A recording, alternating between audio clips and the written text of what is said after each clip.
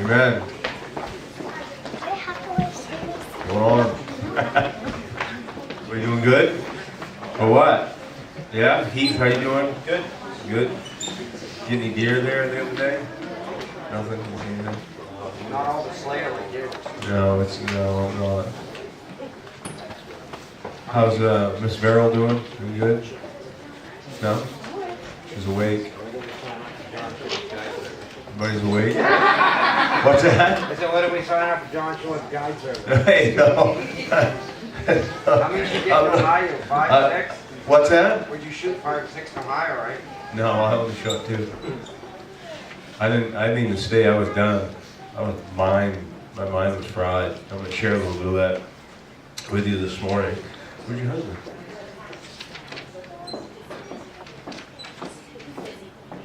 Oh, okay. He's gonna go sit in the How are we doing, Terry? Oh, it's good to see that smiling face.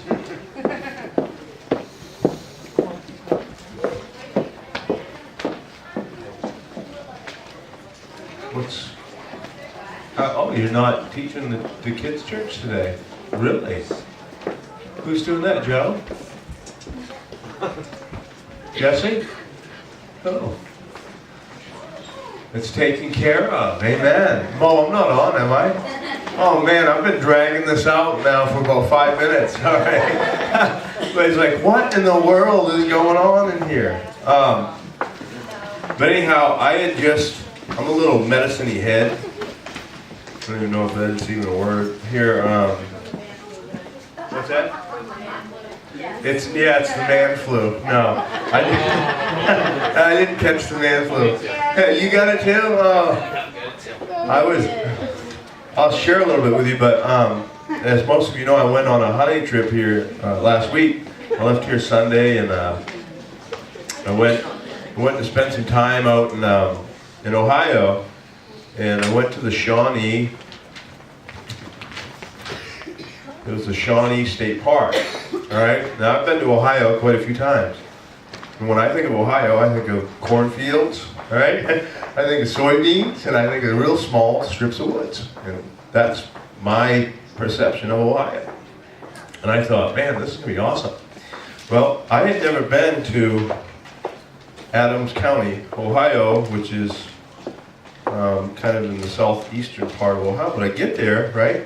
And Jesse goes, what's it look like? I said, dude, this looks like the Rocky Mountains, man. I don't know what's going on, but I am not in shape to hunt this kind of terrain.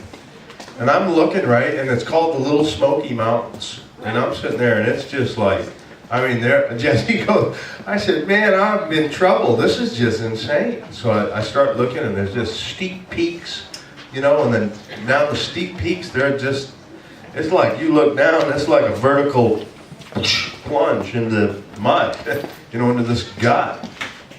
I'm talking 500 yards just straight down.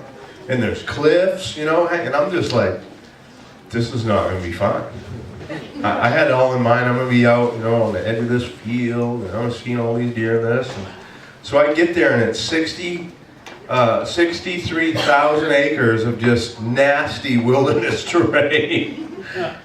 And I'm going, the deer can go anywhere. There's not just, I don't know what I'm doing, but I've got confidence because I've killed hundreds of deer, and I am a hunter. I'm a deer hunter, and I know how to do this. And you know what? And Jesse had put a word in my mind, and he said, you know what? If anybody's going to go there and get it done, it's going to be you. I had that, word that he had said to me, and I was thinking, all right, I'm going to get it done here. So I want to open up in the book of John, chapter 20. It's going to be, I'm kind of piggybacking the message that I preached last week that the women were at the Women of Faith for, so they're going to get a little bit of that too. But John, see my mind's already ahead of itself, Lord. John 20, starting in verse 30. And truly, Jesus did many other signs in the presence of his disciples, which are not written in this book. But these are written that you might believe that Jesus is the Christ, the Son of God, and that believing you may have life in His name. And you know, I read that last week, and you know, this past week when I was hunting, I was actually reliving this message that I preached, and you know, he's talking about here when Thomas had stuck his fingers in Jesus' nail-pierced hands and in his side that had been cut open, and in doing so, that was a sign that you know that hey, this is the Christ. He's risen from the grave. Here He is, and that allowed Thomas to believe. Now, where it says this, it says, "And many other signs Jesus did in the presence of His disciples, which are not written in this book. But these signs are written that you may believe." All right, and then it goes into a story about Peter going fishing. And I used this in my message last week, and you know, but I'm thinking about, you know, Peter going fishing, and it's like, Lord, you put a fishing trip, an unsuccessful fishing trip, in the Bible. Right, really think about that. This was an unsuccessful fishing trip that Peter went on, and God chose to put that in the Bible. Right, He chose for that to be in the Bible as a sign that you and I may believe. An unsuccessful fishing trip. Jesus, I mean, the Lord had used that as a sign to help you and I in our unbelief, to help you and I to believe. All right, He took an unsuccessful fishing trip and uses that as a belief mechanism for you and I. So here, you know, out of all the other many things that Jesus did, you know, who knows what He did? I mean, He could have just caused things to grow out of nowhere. He could have caused, like He did with that fig tree, to curse it to the root, and it dried up and went away. There's no telling. You know, you could just sit there and let your mind run wild. What are all those other things that Jesus did that aren't actually miracles, miraculous signs that aren't even in the Bible? He says that, you know, there are many other things and other signs that Jesus did in the presence of His disciples. Well, all right, how about all those many other signs that He did not in the presence of His disciples? Or else He wouldn't even have to mention that there. But think about that. You know, there's many other signs and miraculous things that Jesus did that aren't even mentioned in the Bible. You know, but here's one that is. It's a fishing trip. I mean, it's a fishing trip. Out of all things, He puts a fishing trip in the Bible so that you and I will believe on the name of Jesus. And I sat there and I'm going, God, she's just wild like that. So, here's a fishing trip. Chapter 21, starting in verse 1. And like I said, you know what? I preached most of this message last week, but I lived this message this past week. And it says this: "But after these things, Jesus showed Himself again to the disciples in the Sea of Tiberias. And in this way He showed Himself. Simon Peter, called Thomas the twin, Nathanael of Cana of Galilee, and the sons of Zebedee, and two others of His disciples were together. Simon Peter said to them, 'I'm going fishing.' And they said to him, 'We're going with you.' They went out, and immediately they got in the boat. And that night they caught nothing." And that night they caught nothing. All right. Now this is the Sea of Galilee, and these are all fishermen. All right. They grew up fishing these waters. All right. I grew up hunting Elliott, Maine. I can take you there and show you where there's deer. You know, I know when they're going to come through, and I grew up. That's my backyard. And I grew up hunting that territory. Now, if I go down there, I expect to at least see a deer. All right? At least see a deer. All right? So Peter's going to the sea that he's most familiar with in Galilee. And here he is, and he's out there fishing. Now, you don't only have Peter's expertise here, but you have all his friends with him too. I'll tell you what, when you get a bunch of people together that are experts in something and you put your heads together, something ought to happen. All right? I was just out there by myself in Ohio, and I was expecting things to happen. I was expecting something to take place. So here you have all these educated, proven fishermen together. And they're out, and they go out into their own home territory fishing. And what's it say? And they caught a whole load of fish. No, they caught nothing.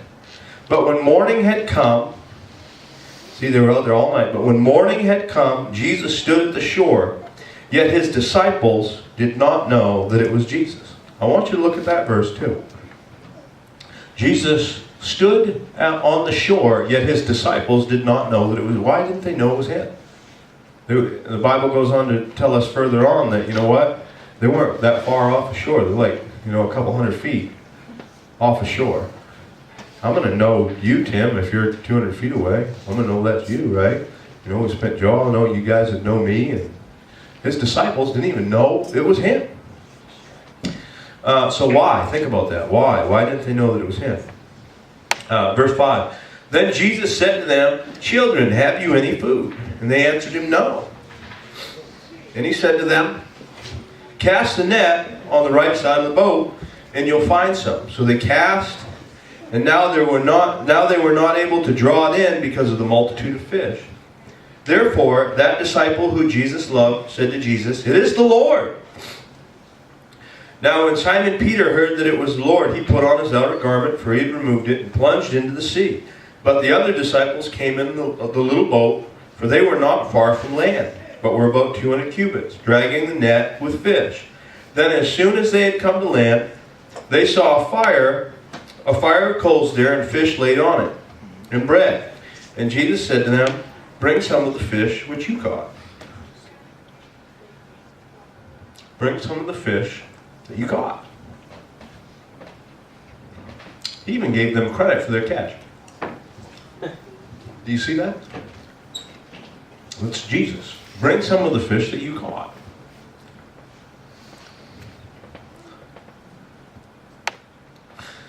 Simon Peter went up and dragged the net to land full of large fish, 153.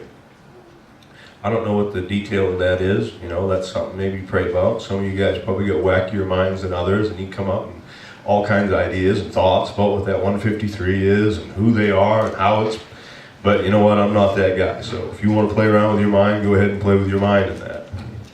But anyway, so there was 153. And although there were so many that the net was not broken, Jesus said to them, "Come and eat breakfast." You're going to have some fish for breakfast. Who likes, let's go have a good old fried fish for breakfast. You do, really? Yeah. You do too? You can't beat it. Fried trout in the morning. You know what? We've got a lot of work to do in this church.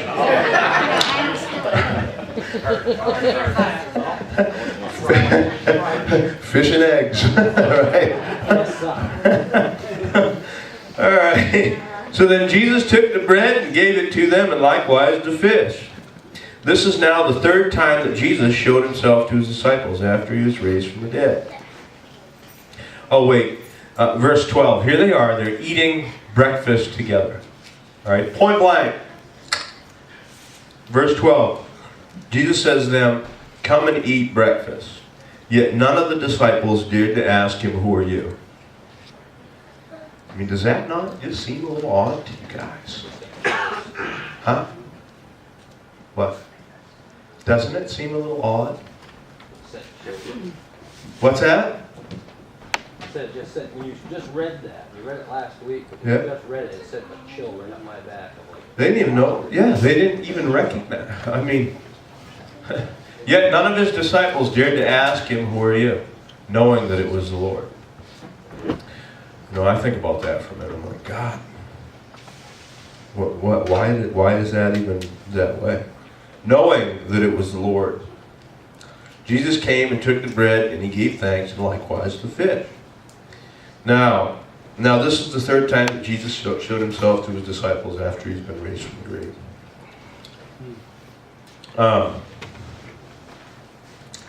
But yeah, I wanted to read that bit of scripture, and then I wanted to, I believe that the Lord allowed me to live through a lot of these emotions. Us being humans, we have a soul, and in that soul is our mind, our will, and our imagination, how we imagine things, and our emotional aspect too. And, you know, I believe that I want to just share a little bit about the trip. And I want you to see, and I want you to think about yourself in situations in your life where you actually experience, you know, basically biblical principles that you know about, or that you got to keep your eyes and your ears open for these things that take place. But so here I get out here to this, you know, Shawnee Wildlife Park, and I get looking around, and I have no idea what I'm doing. And already the emotional state of my mind after driving 14 hours is like this. And I was not expecting this. Now I'm just, you know, I've got all these emotions that are just going through me. It's like, oh my goodness, what have I done? I've driven 14 hours to go mountain climbing. I'm away from my wife and my kids. I took the week off from work. And here I am. I don't even know what's going to take place. So I said, but I've got this, you know, inside me. Listen, I'm a hunter, and I am a good hunter, and I am a good hunter. I am. You know, when you spend a lot of time doing things, guess what? If you don't get good at it, you got issues, and you ought to pick something else up. But so I spent a lot of time doing this, and I've gotten good at it over the years. So I've got, you know, a lot of confidence within myself. And I'm thinking to myself, you know what? I'm ready to do this. I am so ready to do this. Let's go get at it. So I get out there, and I end up going and picking a wilderness campsite out. I go out there. Yeah, I'm in a tent in late November. I've got an air mattress though, so I'm not sleeping on the ground. So I go and I get this tent site picked out, pitch the tent. Now it's ready to get down to business. I'm ready to do this thing. So I go out and I end up driving, you know, on this spider web of roads, not know where I am. And I'm just aggravated and agitated. I'm just driving. You know what it's like when you drive somewhere and all of a sudden you don't know where did I go too far? Did I miss this other side road? So I've got topographical maps, you know, and I'm looking for areas that deer would congregate to, and I know how to read sign, and I've got all, you know, I'm using all my strengths and my wisdom, all this ways, and I end up getting discouraged already off the bat. It's like, I don't even know what to do. It's just too much area. Go over here and I look at this place. It's too much area. Well, finally I come to a spot, and you know, I pull over and I said, this is it. This is the area. I let the brook running down through, and I get there, and I go to get out of my car, and this old farmer pulls up, and he lived a ways off. And you can ask anybody that knows me, I'm not scared to talk to people. And he gets up, he rolls down his window. Out of stater. Yeah, how you doing? He said, you're not going to hunt in there, are you? I said, yeah, matter of fact, he goes, you don't want to hunt in there. He said, there's been like West Virginia cars parked there, and Tennessee, Texas, Pennsylvania. He goes, you don't want to hunt in there. He goes, you'd be wasting your time. Too many people hunt in there. He goes, it's the first place people usually go. I said, sir, where would you say I would hunt? Oh, he goes, I'm not gonna tell you, where to go. And I said, I pulled the pastor card. I said, I'm a pastor. I'm down here on, oh yeah, okay, yeah. Come on down. He goes, you want to go down here? And I did. I pulled the pastor card. Listen, I'm going to pull the pastor card when it's opportunity like that. You know? So his language kind of turned a little bit different. And, different terminology was used after that. So he ended up taking me down. He goes, you want to go up in here? And there's a barn. He goes, you want to drive up in there? There's a barn, there's an old abandoned field in there, and he goes, go up in on those ridges. So I get all my stuff on, and I'm ready to go. And I get going, and I end up looking at the map. I was like, all right, I'm going to go up here on this flat. And I get up there, and I take my tree stand off, set it up against a tree. I just took a moment, but it was like speedy fast. The whole thing's going on. I just take a moment. I got my tree stand there, and I'm like, yeah, that's exactly where I want to be. And I look, and there's this blow-down tree. It's like from here to that wall. And I look through it, and there's a deer standing there looking at me. I'm like, what the heck? I hadn't even set my tree stand up. So, I'm sitting there, and I'm like, well, that's a good doe, but, I'm here for a buck, and there's some good sign right here. I don't want to shoot that buck. I mean that doe. So she meanders down through, and eventually I said, well, you know what if this is just the only deer that I see while I'm here? I was like, well, whatever, I'm just gonna shoot that deer and go back to camp and go to sleep. So she's ended up milling around over there, and I ended up, getting up on her, and I harvested that doe. But keep in mind now, I am like, mile and a half, 2 miles out in the woods. And this is a big doe. It's a real big doe. And I'm going, oh man. But Ohio has this thing in their rule book that if you harvest a doe way out in the woods, that you can go back. Another thing I forgot to mention, there's no cell service anywhere in this place. This is miles of nothingness. So, but you can go back and, and go back, and when you have cell service, you go out and you call your deer in, then you can quarter it up. It means cut it in 4 pieces. Just take all the hide off it, the head, and all the use of the bones and everything like that, and make it light and pack it out. So I make the decision, you know what, I just don't feel like killing myself right off the bat on the first day. I'm going to walk out, it's only a mile and whatever, and I'm going to drive. So I do that, I walk out, I drive down the road, and I drive about 10 miles out. I get out on Highway 52, and I found cell service out there. So I go out there, I call my deer in, and I drive back, drive all the way back, walk another. This is just so I didn't have to drag this deer out. So I walk out, get back out to the deer, and I said, all right, I'm gonna start quartering this thing up. Well, let's start going, and I'm in there cutting things up, and lo and behold, I keep sharp knives. All right, I keep a good sharp knife all the time. I'm talking surgeon sharpness. So I'm in there hacking this thing out. Little did I know, well, there I slip, take the top of my thumb off, right here. It's healed up, it's been over a week. So I laid this thing open, all right? Now, when you have sharp knives or arrows, you keep your arrows sharp, what that does is that goes in and it cuts blood vessels, all right? Now, the sharper something is, the more it bleeds. So now here I am, with the top of my thumb laid open, a mile and some odd out in the woods, with a deer, after I've just, walked such and such, and drove such and such, and I'm going, God, what is going on? So I start to try to quarter this, I start to try to skin this thing. And I don't know who's got more blood going on right now, me or the deer. So I had a piece of my shirt, I cut that off, and I put it over my thumb like this, and I peeled it off like this. And I can't quarter a deer up with one hand, it's not going to work. So, so I ended up dragging that deer all the way out with one hand and my tree stand. And the reason I'm sharing these stories with you is because I'm just thinking about Peter and James and John and Nathaniel of Cana of Galilee, all out on the sea, and just the things that they had to go through that night. We don't really get into the details of these stories, but I'm living this similar story.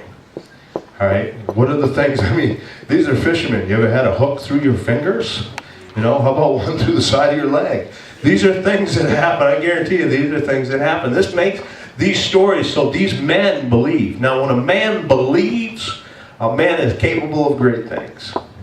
But without those experiences, you just aren't going to believe. So here I am, and I'm crying out to God. God, look what happened.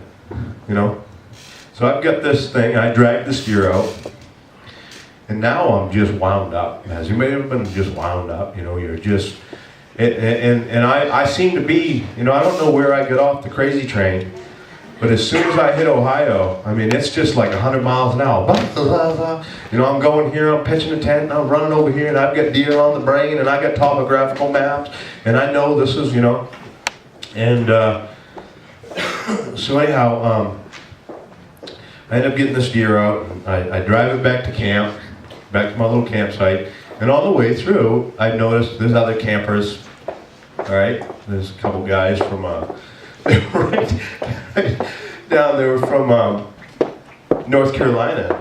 They're there, and I see the deer in the truck, and hey, how's it going? I'm out there doing this thing up, and drove past some guys from Pennsylvania, and had a, one of these, and I pull in, and how you guys doing? Good? Yep. I said, yeah.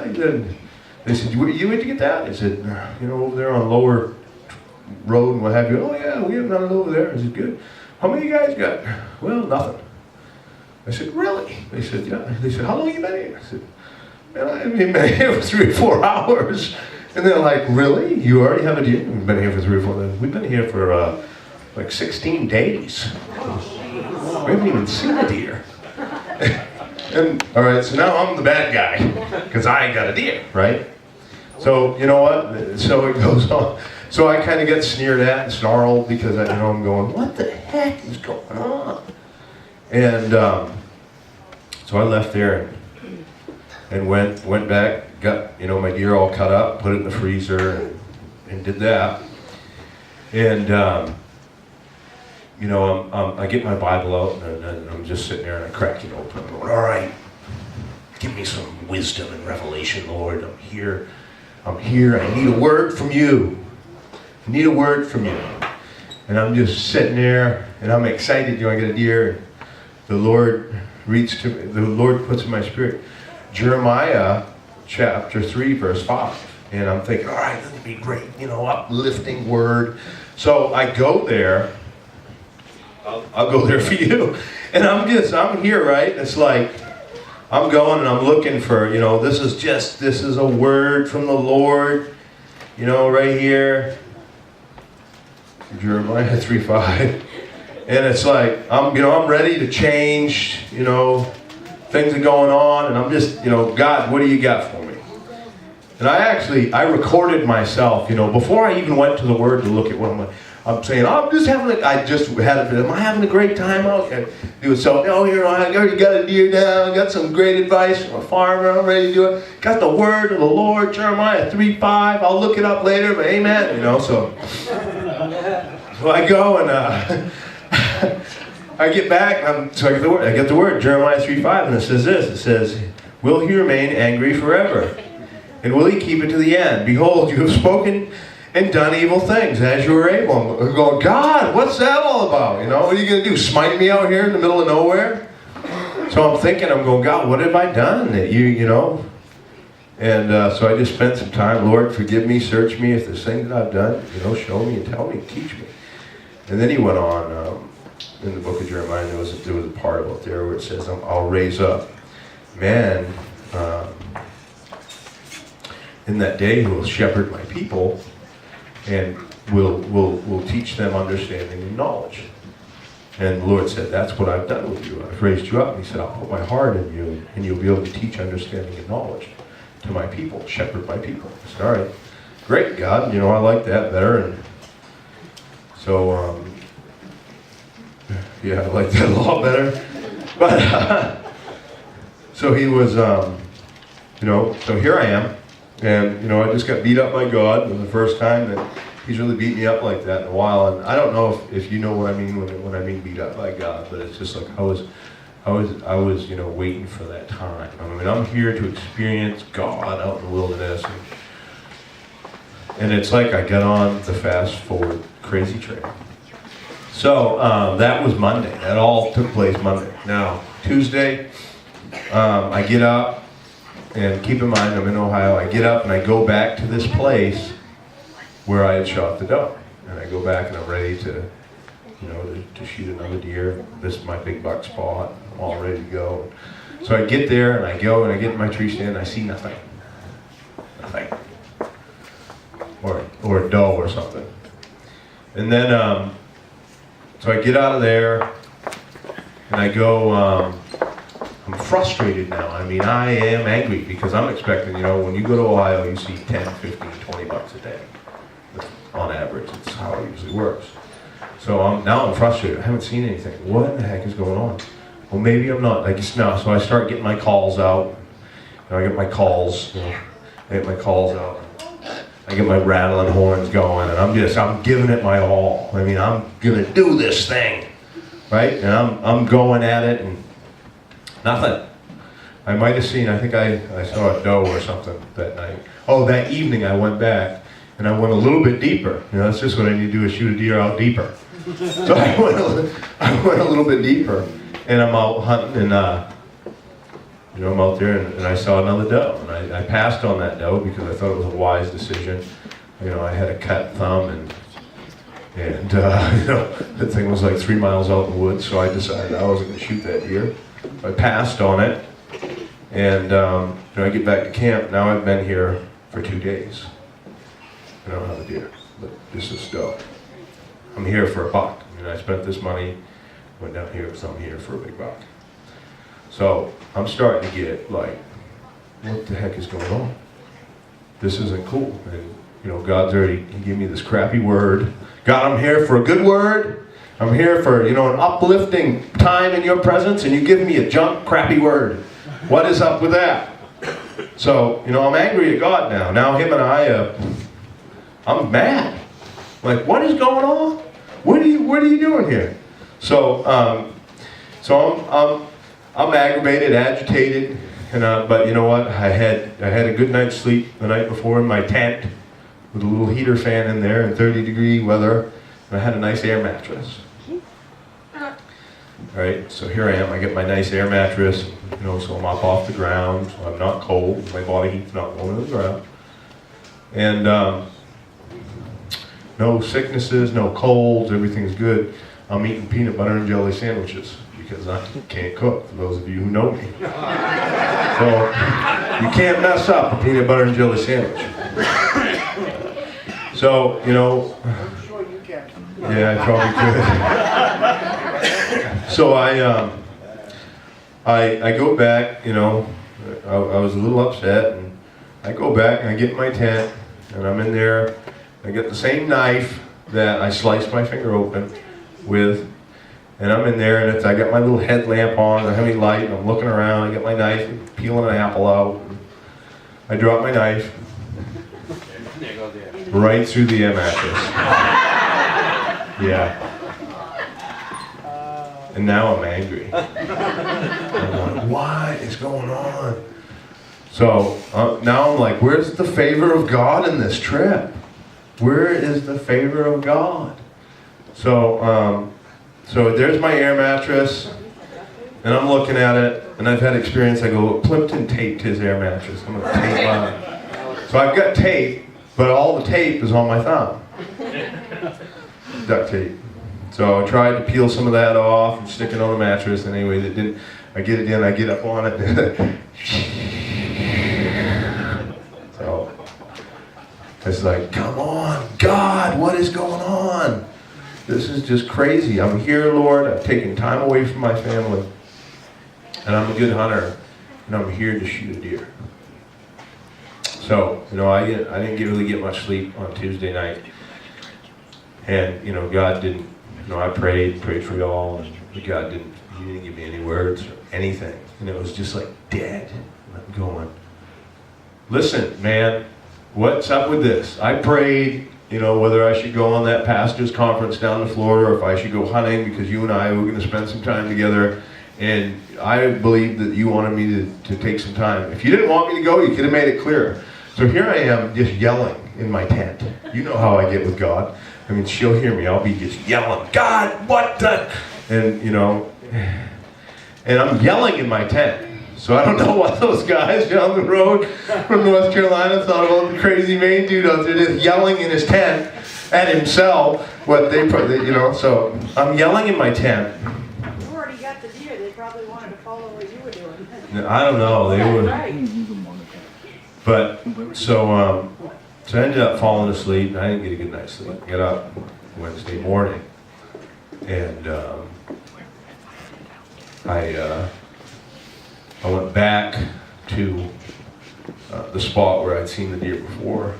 So I went over there and I was looking around. I found some scrapes and rubs. I mean, it's pitch black. I'm walking down this river, and it's like, oh, and then here's another thing the farmer says to me. When I met him, he goes, who are you up here with? This is some rugged terrain. I said, yeah. I said, I wasn't expecting this. He goes, who are you with? I said, I'm by myself. That's no place for a man to be out there by himself all alone. He says, you get out there, you get hurt or something, nobody's going to even know who you are. And I said, yeah, no, I understand. He goes, and another thing, he goes, there's a lot of rattlers up in that area. He goes, make sure when you are crossing logs that you look on either side of that log, because those things are apt to lay there and you strike on the opposite side of the log and get across. So please pay attention to those. He goes, I don't want to see you get hurt. So now I'm like, every stinking log I cross, I'm like looking, doing this deal. So I'm out, and I got these scriptures, the serpent will bruise his heel, but he'll crush the serpent's head. So I got all these things going through my mind. God kind of talking to me, but, so here we go. I get out there and, it's Wednesday morning. I get out there and I spend the whole morning in a tree and I don't see a single deer. And for those of you that are looking at me like, yeah, what's the big deal? Listen, I see deer. I see deer in Maine. I'm in Ohio. Something's wrong. Something isn't going on here that's right. So now I'm really frustrated. Now I'm way into the hunt. Monday, Tuesday, Wednesday. I'm planning on leaving Friday or Saturday to come home. So I'm sitting there and I get down and I'm just disgusted, frustrated. And I'm going, what is going on? So I drive back to camp, and now I've joined the guys in North Carolina. I'm like, this place is junk. There's no deer here. This is terrible. What the heck is going on? I'm just aggravated and agitated, and angry, and now I've got all these emotions, and I've taken my outlook on the time, the relaxing time that I was supposed to be with Jesus, in His Word and just in prayer. And just getting a word from God. I've taken that all and I've made a mess of it. I didn't realize it while I was going on. I'm going from here to there, from there to here, from here to there. These clothes, that clothes. Now a sandwich. Now I got to get over there and do that. Now I got to get here and do this. And if did I lose my call? Make sure I have my call, my rattling horns, my pack. I got to have 2 waters from that. 2 apples, because I know, and a couple small oranges, and this is how it has to be. It's going to go like that, because if I don't have that, the possibilities that I won't. So it's just, I'm in 100 miles an hour. It's like I'm in a whirlwind. I know a lot of people live life like this. I don't live life like this. I don't live life like this. I live a nice, peaceful life, but I've entered into this just madness. And I get out of there, and I'm just like, oh my goodness. Here I just realized it's Wednesday. I have no idea what I'm doing. I'm not even on to a good deer yet. What's up with this? So I get back to camp and I get the maps out, topos out. I'm like, oh my goodness, I've just wasted 3 days on nothing. I don't have anything to show for it. I've used all my resources. Now I better go back to the topos. So I get the topos out, studying these things. All right, this is this. So I end up finding another place. But this place is a little bit closer in to civilization. So I get out there and I look around. I found a fresh rub, a fresh scrape that didn't have any leaves in it. For those of you hunters, you know what that means. It's usually windy in Ohio. There's no leaves in it, so it meant that it was done that day. So I'm like, all right, I'm getting close. This is good. So I get up in my tree Wednesday evening. I get up in my tree, and I'm there, and I'm sitting there, and all of a sudden, I hear this. You think it's me? Do you know? Here comes a thunderstorm. I'm going, you got to be kidding me. Wednesday evening, it poured, and I'm sitting here in the rain. I mean, it isn't raining. You ever seen Forrest Gump? It's coming in this way, and I'm just getting soaked. And now I'm angry. Whatever. I feel like Jonah. You know what I mean? He's come to cut the stupid plant down. Cut the tree down. Cut the tree down with me. What are you doing here, God? So, I mean, it is pouring. I'm talking pouring, but I'm mule stubborn. I'm going to sit through it. I don't really care if you make it rain. I don't really care. I don't care. I'm here, and I know there's a deer here because there's the rub and the scrape right there, and that tells me that that's fresh. If we want to act like this, God, I'll sit here in this. You know what? I sat in worse rainstorms in Maine, and there's no deer there. So all of a sudden it gets raining harder, and now the wind picks up. My tree, I'm in a big old, butternut, and the thing's like this, and this thing going. and I'm holding on to the tree stand. I don't care, I'm not giving up, right? No, I'm dead serious. And this whole time now I'm starting to think in the parallel with this story. And I'm thinking about Peter, and I'm thinking about how, what are the things that he was going through. He's out there, they're fishing all night long. You know that the wind's whipping, and just how many, but they're still holding on. Peter's still holding on. So here I am in the tree, whipping back and forth, and I'm still holding on. And I realized, I'm not going to get a deer in this rain and wind. And it was like an hour left to light. So I climbed down, and I went back to the camp. Now I'm beat up. I'm soaked. I haven't slept.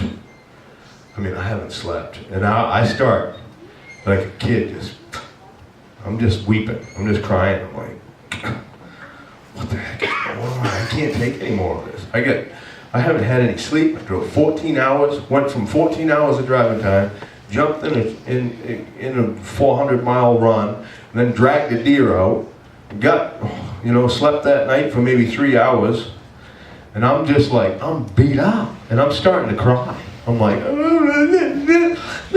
deer came in, it was raining, my air mattress, and this is terrible. So I pull myself together.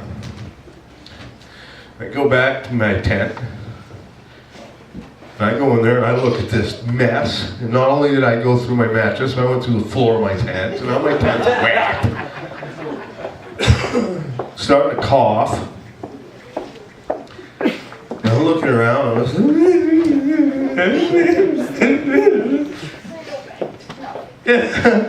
and I go over to the guys in North Carolina. They go, yeah, how you liking Ohio?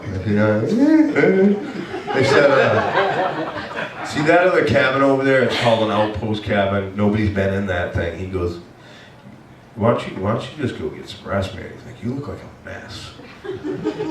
I'm for real. So I drove out to the thing and I went out and I paid $20. I said, what did you say that price was for that cabin? And she says, it's $40. And I was like, oh really? What am I paying for these out-back campsites? She's like 21. Well, so for another $19 I could have been sleeping in a cabin. I don't care if it doesn't have power or water or any of that. So I ended up getting that cabin for the next 2 nights. And so I went in the cabin.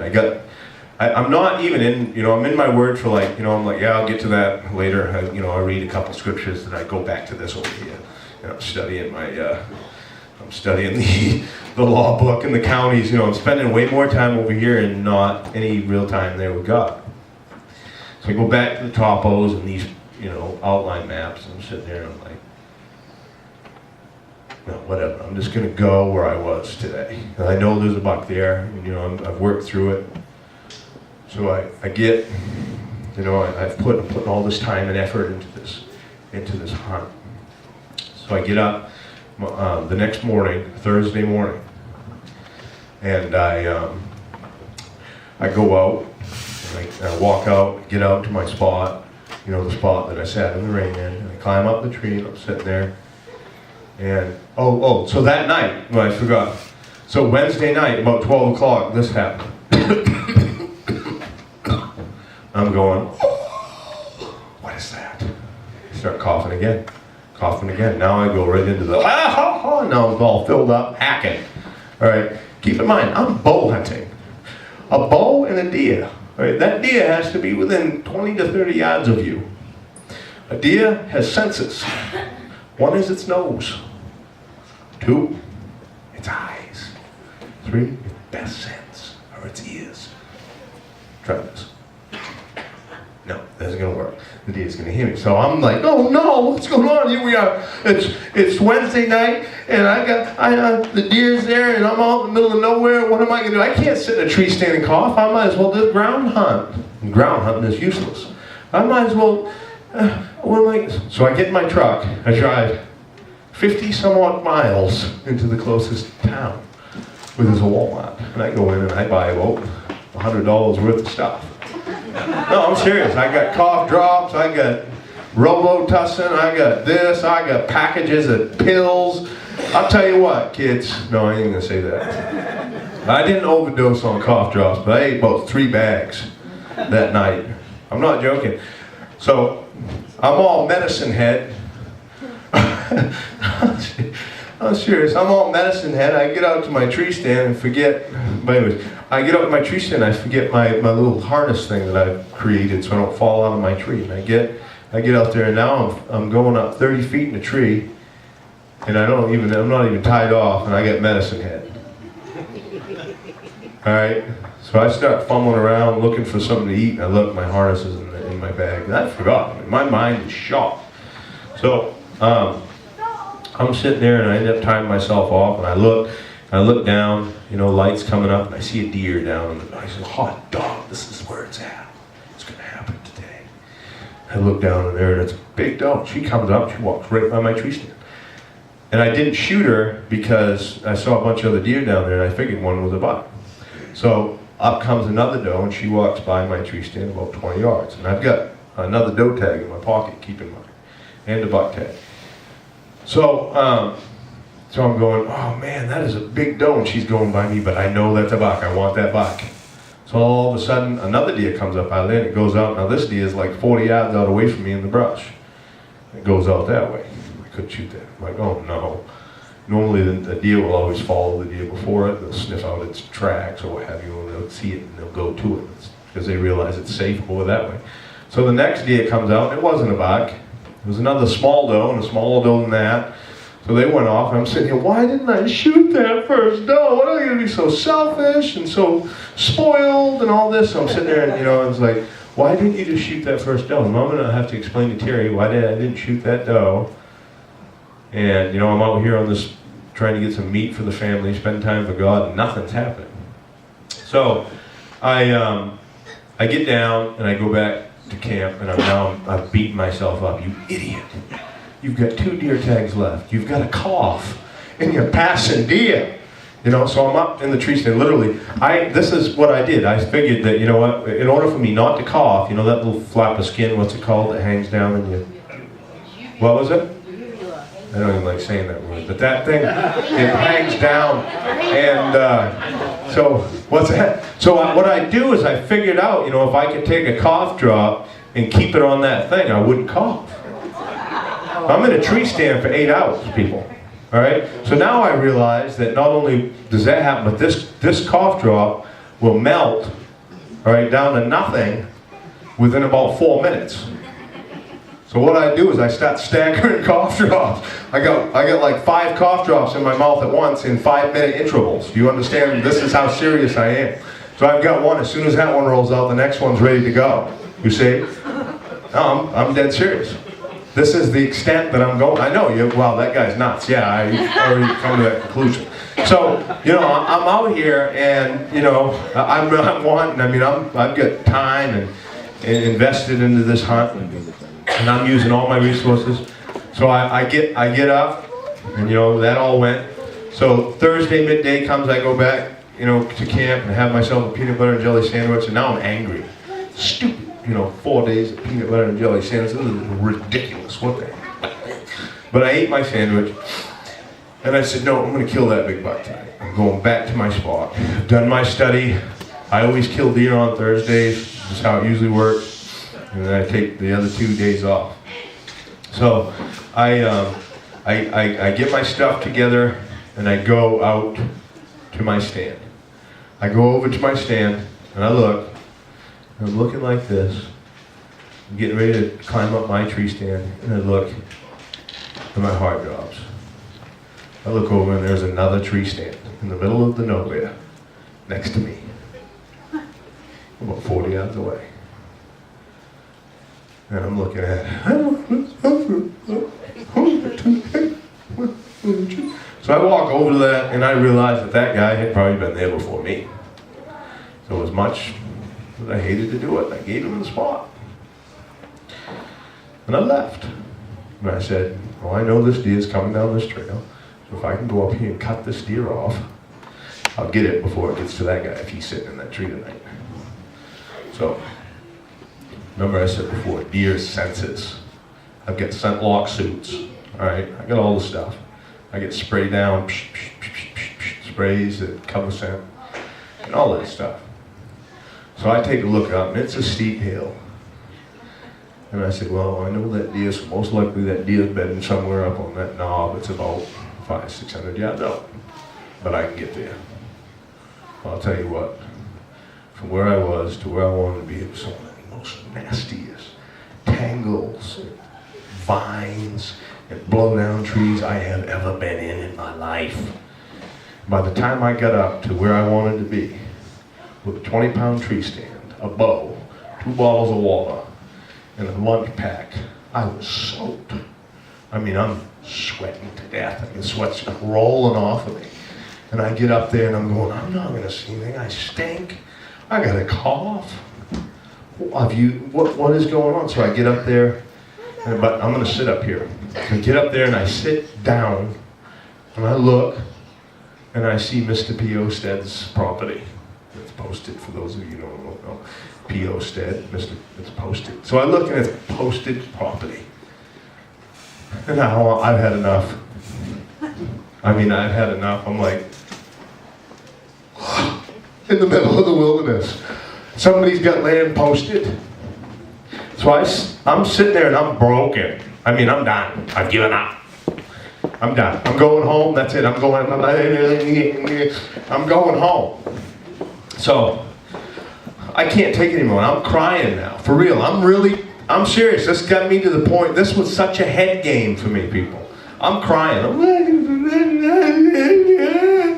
I failed again. So I'm broken. And I go over and there's a rock. This is a big ledge, it looks like. And I go and I sit on that ledge like this. And I'm crying. I'm serious. I'm sitting here crying. And I'm looking. I have a tree stand on the back. I'm soaked. And I'm just, God. And I came to the point where I just said, God, I give up. I'm done. And I said, you know, I actually can't. I had one of those coming to myself moments. God, I'm done. I'm sorry. I've been going so fast. It's already Thursday. I haven't even relaxed. I'm supposed to be here to relax and rest in you, and all I've done is run for nothing. And now I don't even. Now it's Thursday, and I have nowhere to hunt. I get no idea, and I'm just sitting here, and I'm crying,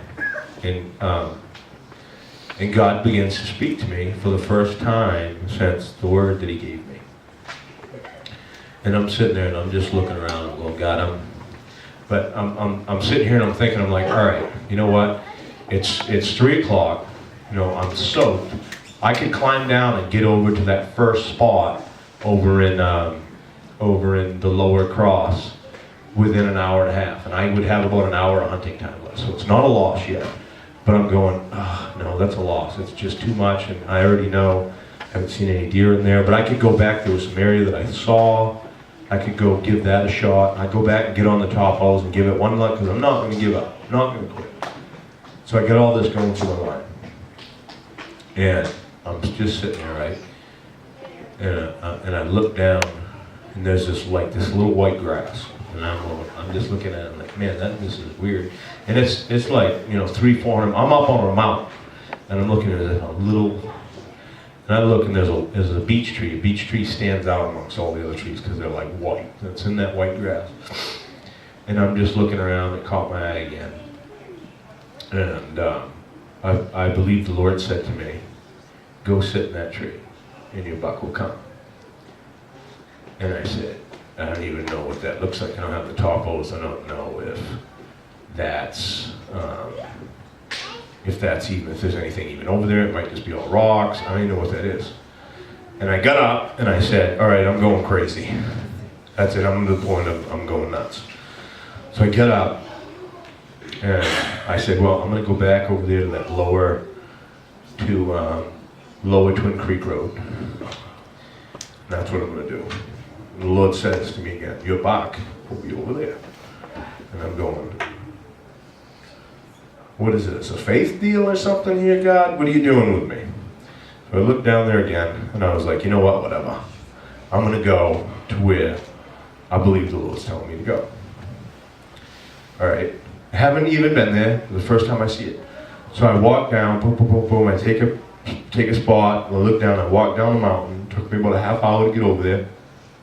I get over there, and I walk up. And there's this little white grass, and there's that beech tree.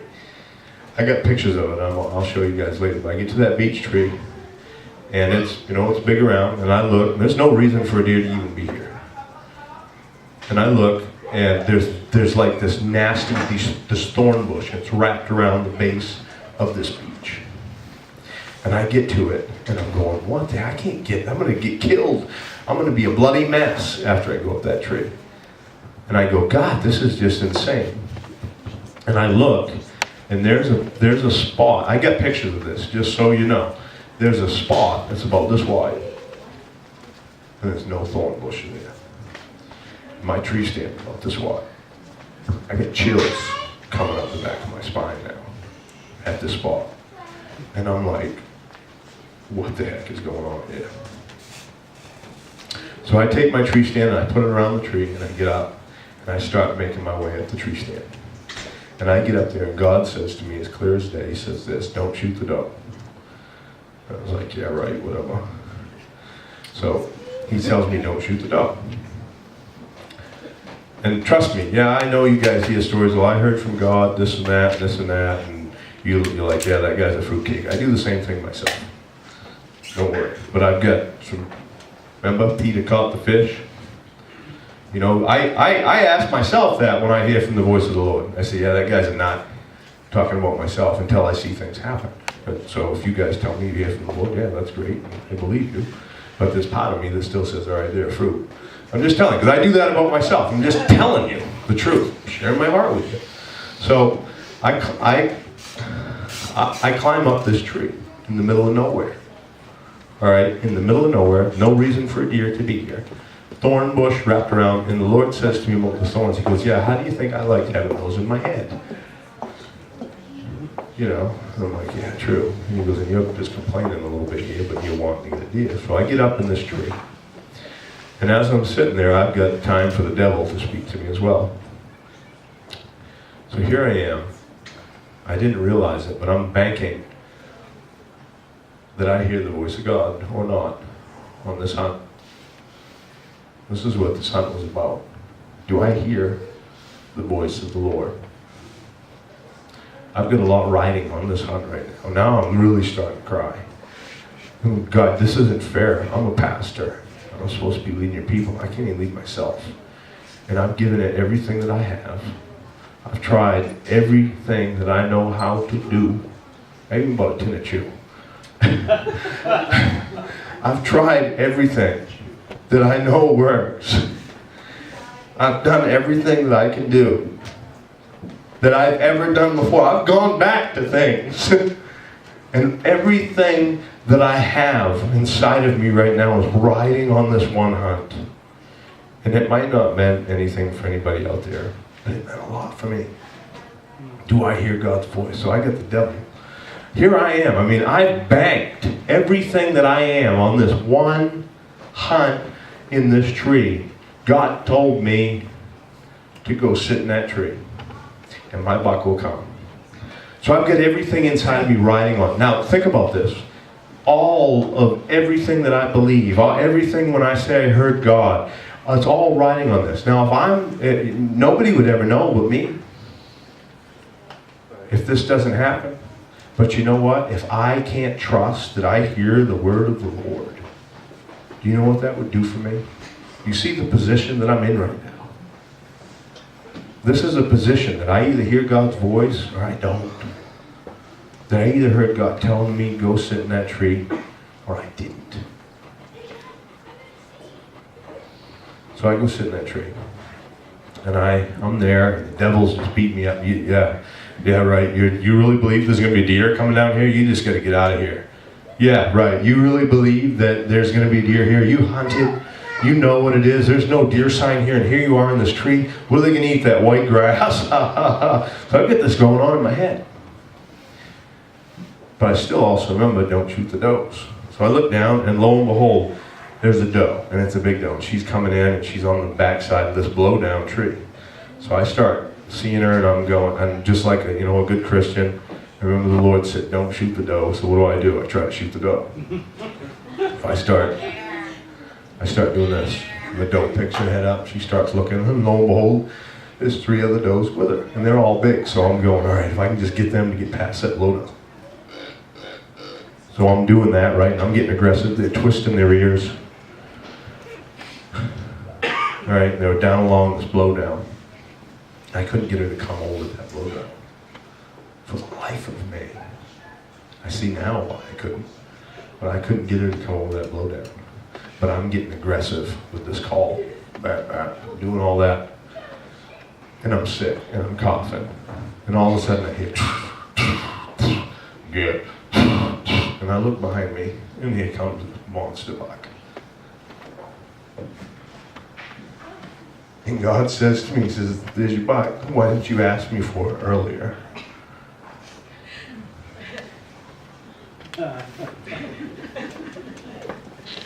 Why were you trusting in all of your resources?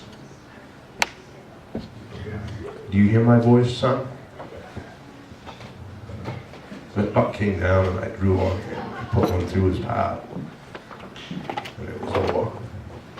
And I get down and I cried over and over again. Oh, God, I'm so sorry. God, forgive me. Forgive me for trusting in everything that I trust in and not you.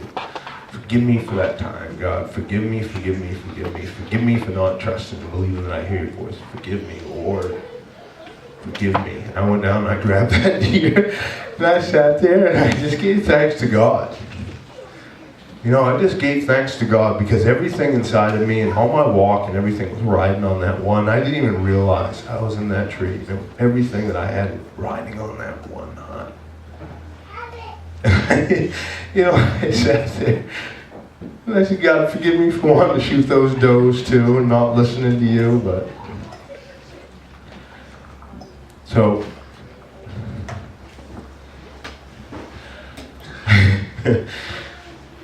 and Jesus said to them, children, have you any food? And they answered him, no. And he said to them, cast the net on the right side of the boat and you'll find some.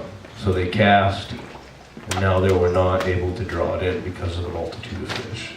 I'm going to tell you what, Jesus will meet every one of your expectations.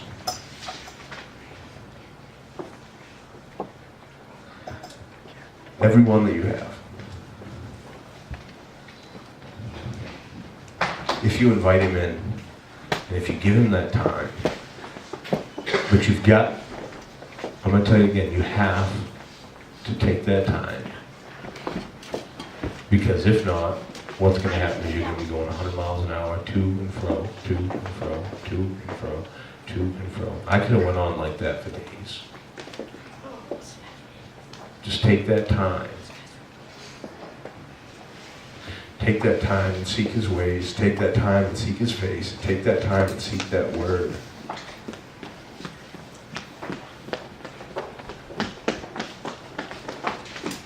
Let's all stand. Let's all pray.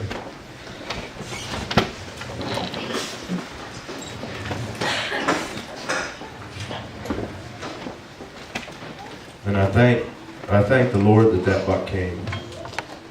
I thank the Lord that I was obedient to going and setting in that tree. But I asked myself, how many times am I not obedient?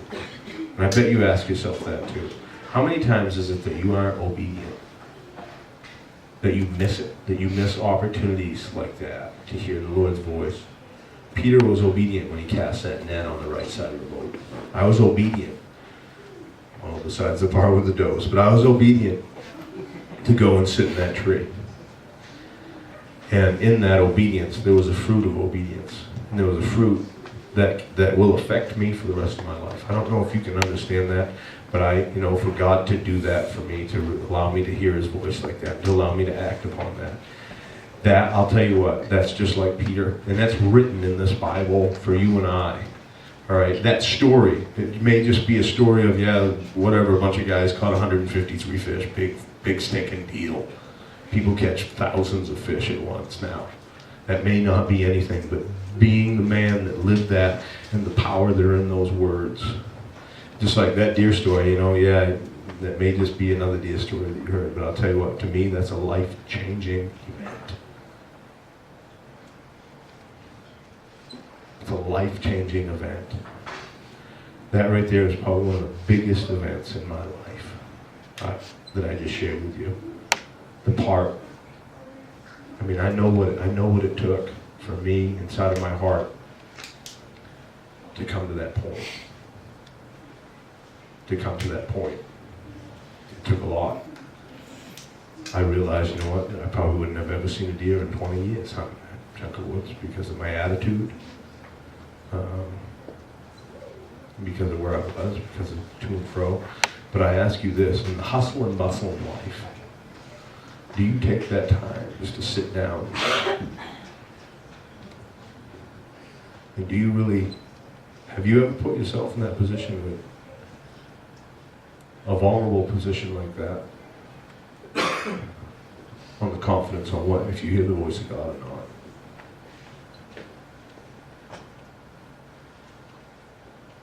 Father, I thank you for this day. God, I thank you for your people. God, I thank you for your word. I thank you for your truth. I pray over each person here, Lord. I thank you for the mercy that some have for sitting through a hunting story. Lord, I thank you for the grace. And I pray that they would see it not only as a hunting story, but as a story that transformed and changed a man's life. I pray, God, that you would give each person in here those opportunities to put their trust and their faith and their hope in you. And that when you say, go to that tree, or when you say, throw your net on the right side of the boat, that they would be obedient. That they would be obedient. So we give you thanks here this morning, God. We ask for that spirit of obedience to be loosed inside of our hearts. In Jesus' name. Amen.